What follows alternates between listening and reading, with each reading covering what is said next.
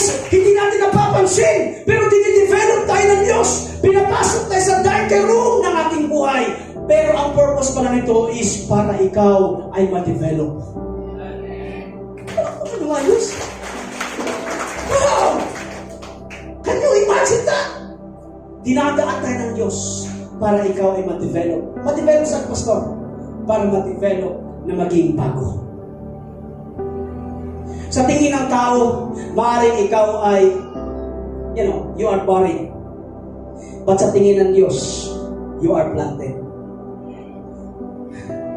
Kasi ang buto, bago siya tumubo, kailangan mo nang inibig. Kanahirimen? May mga farmers dito tayo dito. Bago sumibol, kailangan mo siyang ilibig, makaranas ng kadiliman para po siya ay tumubo. Now here we go. Nakaranas man kayo ng problema, you walk from the darkest valley. Hindi ka po nilibig, ikaw ay itinanim.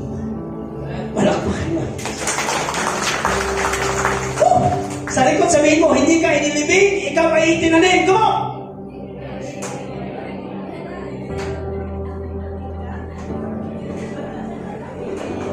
Kasi maaaring sa harap ng tao, ikaw ay inilibig. Pero sa perspective ng Diyos, ikaw ay itinanim. Amen ba mga kapatid? Just grow. No, mga kapatid, maaaring sabihin, wala na yan, pupri na yan, wala na yan, pildi na yan, talo na yan, etc.